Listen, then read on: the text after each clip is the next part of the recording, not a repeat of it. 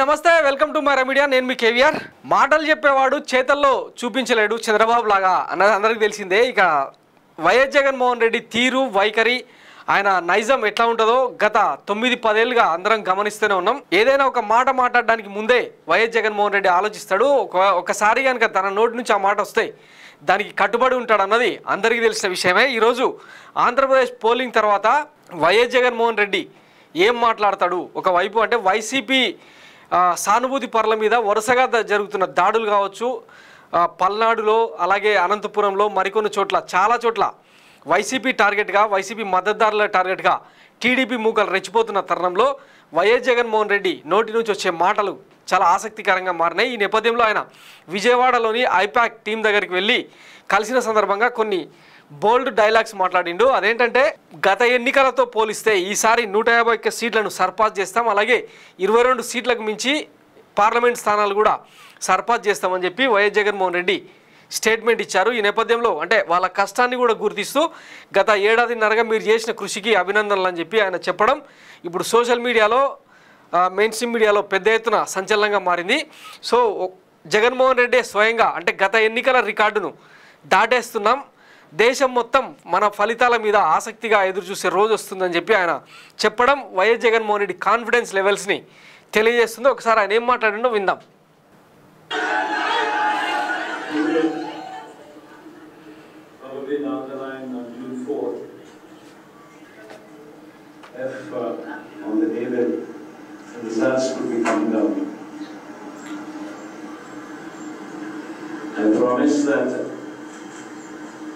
This results will ensure that the whole country will stand up and look towards Andhra Pradesh.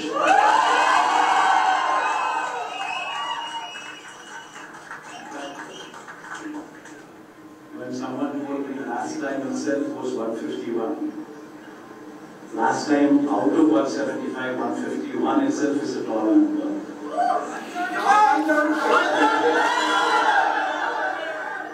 Someone told me 22 out of 25 itself is a tall number.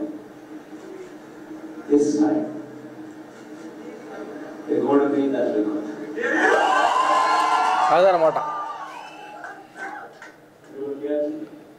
We will surpass 151, we will surpass 90.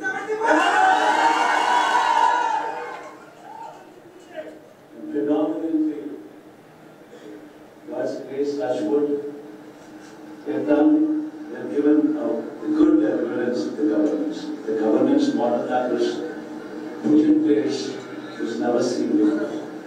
And while I could do all that, nevertheless, 1.5 years of your effort.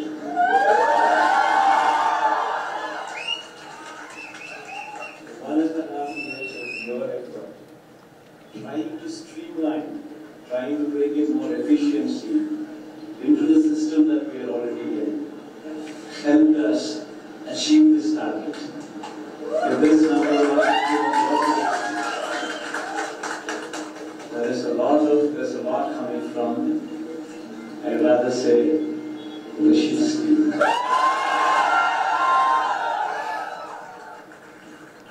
In fact, even in IPAC also, there is a lot of conflict going on.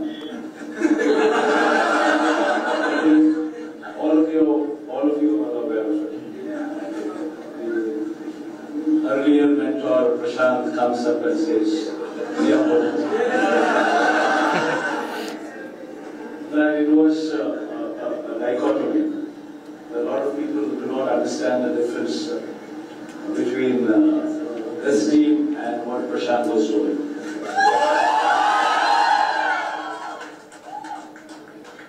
So when this dichotomy came up, I just told Rishi one thing. Rishi, it is not Prashant what matters. It is this team what matters.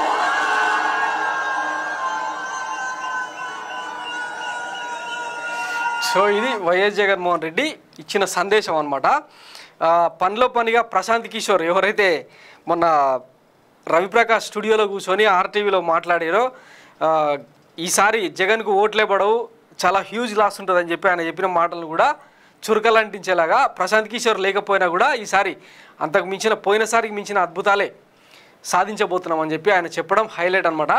So ఈ దెబ్బతో ఇక almost TDP మూకలన్నీ కూడా సర్దుకునే పరిస్థితి నెలకొంది. ఇప్పటికే అంటే 4 రోజులైంది polling అయిపోయి. వాస్తవానికి పెరిగిన ఓటు పర్సెంటేజ్ ఎవరికి అనుకూలం ఎవరికి వ్యతిరేకం అన్నది తొలి 2 రోజులు ఎవరికి అందుబాటలేదు. ముఖ్యంగా మహిళలు ఎవరి వైపు అండగా నిలుస్తున్నారన్నది చాలా పెద్ద ఎత్తున చర్చ జరిగింది. అలాగే టీడీపీ రప్చర్ చేసిన ల్యాండ్ టైటిలింగ్ యాక్ట్ పరిణామాలు ఎటువైపు దారి తీయబోతున్నాయి అన్నది పెద్ద ఎత్తున చర్చ జరిగింది. కాకపోతే దాని ఎఫెక్ట్ ఏం లేదన్నది సంగతి తెలిసింది. అలాగే వైఎస్ జగన్మోహన్ రెడ్డి పూర్తిగా ఆయనను గెలిపించేందుకు ఆయనను కొనసాగిస్తే తప్ప ఈ సంక్షేమ పథకాలు కావచ్చు విద్యా వైద్యం కొనసాగే అవకాశం లేదన్న కంక్లూజన్కి వచ్చినారు కాబట్టి జనాలు అంత పెద్ద ఎత్తున పాజిటివ్ ఓటుకు దారి తీసిందన్నది లాస్ట్ అంటే ఫైనల్గా వచ్చిన అవుట్పుట్ అనమాట. దాని రిఫ్లెక్షనే ఇప్పుడు వైఎస్ జగన్మోహన్ రెడ్డి తన స్పీచ్లో వినిపించారు. సో గత ఎన్నికలతో పోలిస్తే 151 స్థానాలను సర్పాస్ చేస్తున్నాం, దాటేస్తున్నాం, అలాగే 22 ఎంపీ స్థానాలను కూడా దాటేస్తున్నామని చెప్పి ఆయన చెప్పడం దానికి నిదర్శనం అనమాట. సో ఇక సంబరాలకు రెడీ అయిపోయింది అన్నట్టు ఆయన హింట్ ఇచ్చినట్టు తెలుస్తుంది. సో మొత్తం మీద ఏదేమైనా ఎంత కాన్ఫిడెంట్గా వ్యక్తం చేసినా ఈవీఎంలలో నిక్షిప్తమైన రిజల్ట్ ఏదైతే ఉందో జూన్ 4న బయటపడబోతుంది. దాంతో ఒక క్లారిటీ రాబోతుంది అనమాట. అప్పటిదాకా వెయిట్ చేద్దాం. Thanks for watching Myra Media. నేను మీ కేవీఆర్. Thank you.